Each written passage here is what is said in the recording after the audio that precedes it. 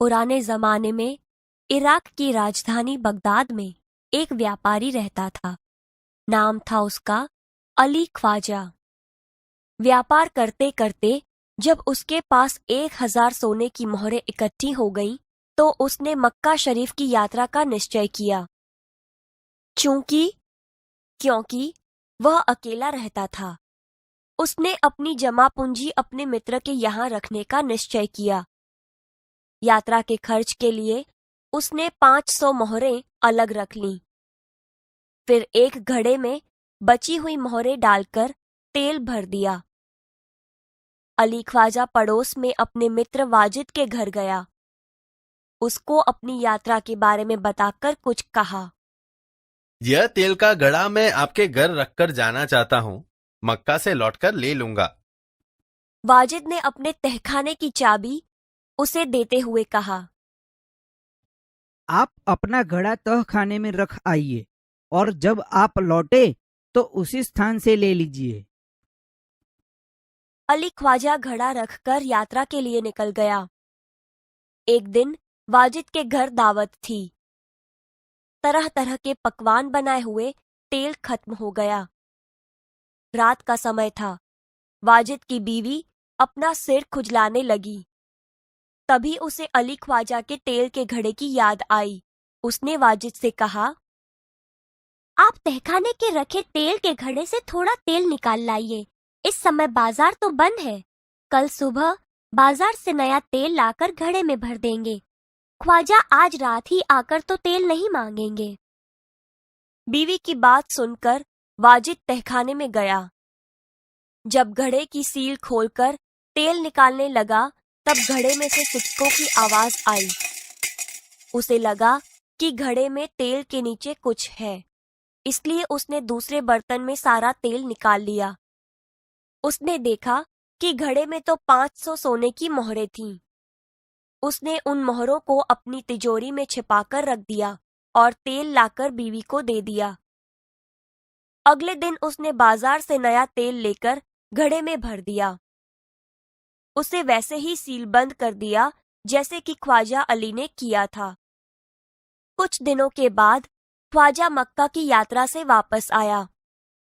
घर में अपना सामान रखकर वह सीधा वाजिद के घर गया और अपनी यात्रा की सारी बातें बताईं। फिर तेल का घड़ा लेकर वह घर आ गया। जब उसने घड़े का तेल निकाल कर देखा, तो उसके पैरों तले जमीन ही खिसक गई।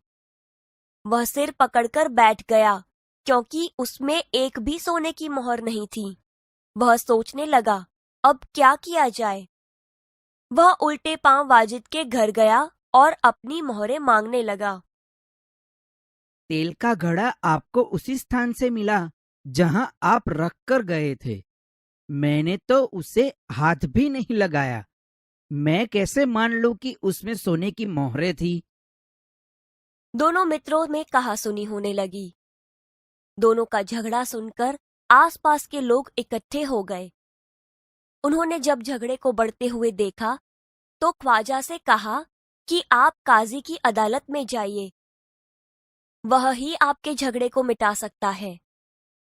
ख्वाजा ने काजी की अदालत में अपनी बात रखी, परंतु पक्के सबूतों के अभाव में उसे वहां से निराश लौटना पड़ा। तब उसने बगदाद के खलीफा के यहाँ अपील की और न्याय मांगा। खलीफा ने उसकी अपील स्वीकार कर ली। खलीफा ने सारे मामले पर विचार करने के लिए कुछ समय चाहा। 1 सप्ताह बाद का समय सुनवाई के लिए दिया गया। ख्वाजा और वाजिद का किस्सा अब प्रख्यात हो गया था। खलीफा एक दिन अपना वेश बदलकर शहर में घूम रहे थे। तभी उन्होंने कुछ लड़कों को न्यायालय का खेल खेलते हुए देखा। वह छिपकर उनका खेल देखने लगे।